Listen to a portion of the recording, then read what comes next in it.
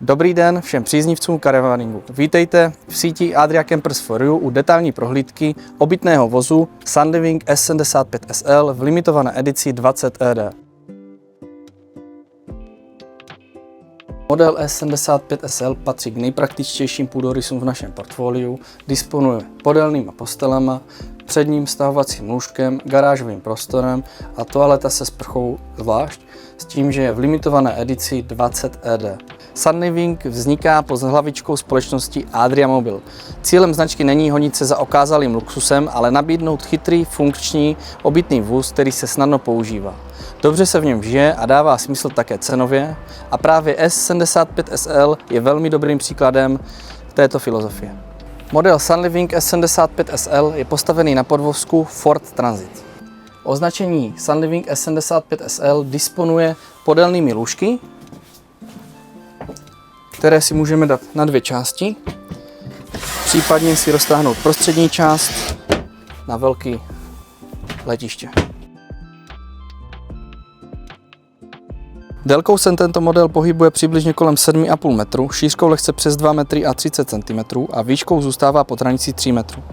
Vůz je koncipován pro 4člennou posádku během jízdy a podle zvolené konfigurace nabízí až 5 míst na spaní. Největší výhodou je, že jednotlivé spací zóny nemusíte každý večer stavět. Zadní ložnice je připravená trvale, s tím, že přední lůžko je stahovací. Maximální hmotnost u této kategorie vozidla je pro řidičský průkaz skupiny B. Začneme prohlídkou zvenku. Už na první pohled je jasné, že se nedíváme na běžné provedení. Limitovaná edice 20 ED dostala metalický lak Mundust Silver, barevně sladěné přední nárazníky a boční ochranné prvky a také vlastní grafický design karoserie. Výrazným prvkem jsou 16-palcová matná černá kola značky Sunliving, která v kombinaci se stříbrnou barvou vypadají opravdu zajímavě. Pod kapotou pracuje dieselový 2-litrový motor Ford EcoBlue, který má 165 koní. V neposlední řadě vozidlo disponuje 8stupňovou automatickou převodovkou. Edice 20 ED využívá vyšší provedení předních světlometů s funkcí statického přisvícení do zatáček. Při pomalém odbočování se tak lépe osvětí prostor na straně vozu. Součástí jsou také přední mlhové světlomety a zadní parkovací senzory. U vozu dlouhého kolem 7,5 metru je to výbava, kterou opravdu nechcete mít jen v ceníku za příplatek. Na bocích si všimnete zapuštěných rámových oken. Ta vypadají čistěji než klasická předsazená okna, ale mají praktickou výhodu v podobě lepšího utěsnění, izolace a vyšší odolnosti. Spodní část nástavby je navíc chráněná polyesterovou vrstvou, která pomáhá chránit podlahu před vlhkostí a nečistotami od silnice. Na pravé straně je již umístěna markýza, takže při převzetí vozu nemusíte řešit jednu z nejpraktičtějších a nejdražších položek u vozidla. Hlavní dveře jsou prosklené a napojené na centrální zamykání. Zevnitř je doplněna posuvná moskytiéra. V létě tak můžete nechat dveře otevřené, větrat a přitom si večer neudělat z obytného vozu all inclusive pro komáry. Nad kabinou se nachází panoramatické střešní okno. Přivádí světlo přímo do přední části interiéru a spolu s bočními okny pomáhá k tomu, aby jídelní kout nepůsobil uzavřeně. Pro noc nebo odstavení vozu je kabina vybavená kompletním systémem zatemnění. Na vnější straně najdeme standardní servisní body. Připojka na 230, komínek od topení a nádrž na čistou vodu. Přístup k 2 plynovým láhvím naleznete v servisních dvířkách. Velkou pozornost si zaslouží zadní garáž. Přístup je řešen z obou stran, takže se nemusíte pokaždé prohrávat celým prostorem kvůli jedné židli, které samozřejmě zůstala úplně vzadu. Garáž má rovnou podlahu, osvětlení, zásuvky, upevňovací body a praktické organizéry na drobnější vybavení. Pojďme dovnitř a začneme místy pro jízdu. Kabina Fordu nabízí 2 plnohodnotná pohodlná sedadla s loketními opěrkami. Obě lze po zaparkování otočit do obytné části, takže se stanou plnohodnotnou součástí jídelního koutu. Další 2 homologovaná místa se nacházejí v obytné části při stolu, která disponují 3bodovým bezpečnostním pásem. V neposlední řadě sedačky disponují izofixí pro uchycení dětských sedaček. Interiér edice 20 ED používá vlastní textilní čalounění. Barevně je střídmé, takže se rychle neokouká, ale díky kontrastním detailům nepůsobí lacině. Světlé skřínky v odstínu Pico White pomáhají interiér opticky otevřít a dobře spolupracují s přirozeným světlem z panoramatického okna. Výhodou této koncepce je propojení obytné části a kabiny. Otočná sedadla vepředu a variabilní stůl s rozšířením.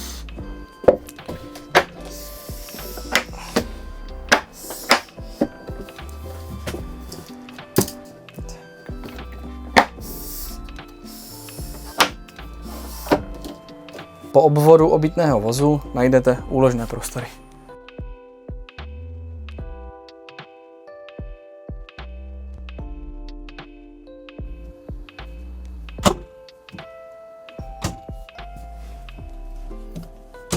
Nechybí ani LED osvětlení, USBčka a zásuvky na 230. Kuchyňská linka je navržena tak, aby nezabírala mnoho prostoru, ale zároveň nabídla úložný prostor pro kuchyňské vybavení.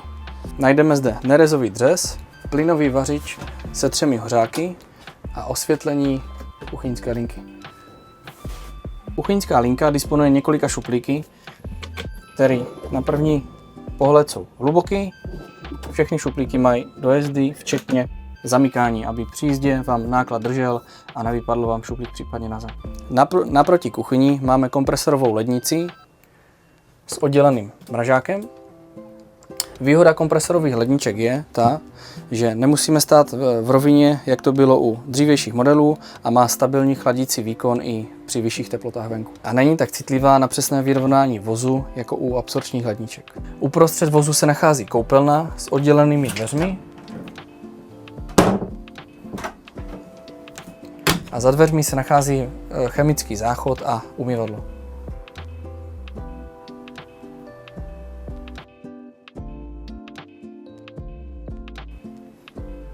V zadní části máme důmyslné úložné prostory.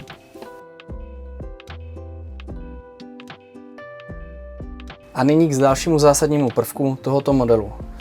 Nad předním sezením je stahovací dvoulůžko.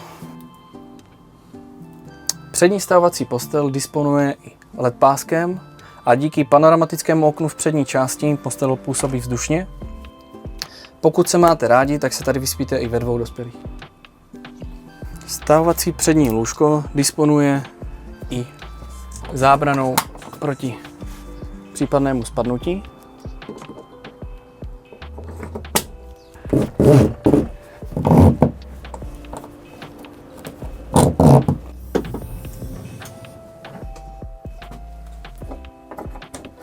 Sunliving modelová řada 2026 nově přechází na digitální ovládací panel, kde při hlavním menu vidíte téměř všechny vlastnosti obytné nástavby. Limitovaná edice Sunlivingu nabízí 2 možnosti topení. První a ta silnější je nafta, kdy čerpá z pohonných hmot, a ta druhá, méně výkonná, je elektřina neboli 230. U ovládacího panelu vidíme venkovní teplotu, vnitřní teplotu, takže vidíte, že to je opravdu dneska náročný.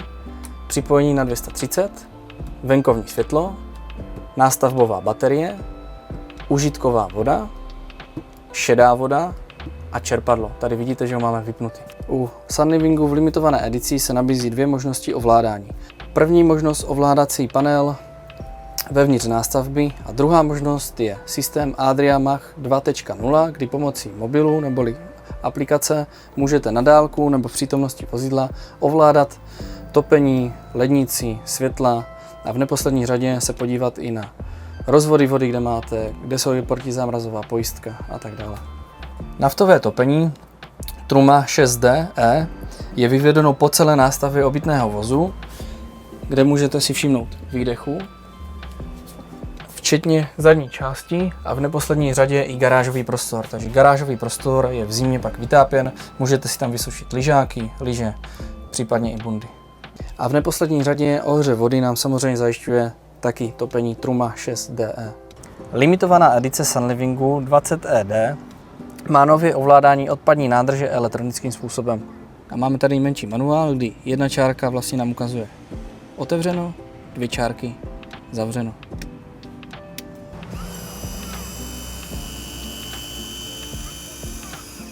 Je to detail, kterýho si na první dobrou nejspíše nevšimnete, ale v praxi vám ušetří spoustu práce, hlavně při deštivých podmínkách. Nemusíte se dneska už pod karavan brodit skrze odpadní výpust, ale stačí tady tlačítkem otevřít nebo zavřít a máte vypuštěno. Vraťme se ještě do kabiny Fordu. Řidič má před sebou přehlednou palubní desku s dobře dostupnými ovládacími prvky, jak na volantu, pádla ze zadní části volantu, po levé straně ovládání elektronický zrcátka, USB porty, zapalování A nově tady tato kazeta je uzamykatelná. Kabina je vybavena klimatizací, tempomatem, elektrickým ovládáním oken a zrcátek, včetně multimediálního systému s digitálním rádiem. A co bych u vozidla vyzdvihl, tak je markýza Thule už z fabriky, metalický lak karoserie, velký autorádio, včetně automatické převodovky s nejsilnějším motorem 165 koní, DC-DC konvertor, který na vás nabíjí nástavbovou baterii, a pokud jsou tady nějaké prvky, které jste na vozidle nenašli, tak vám je pak individuálně přizpůsobíme buď my, anebo kolegové ze servisu. Jsme Campers for You a jsme tady pro vás.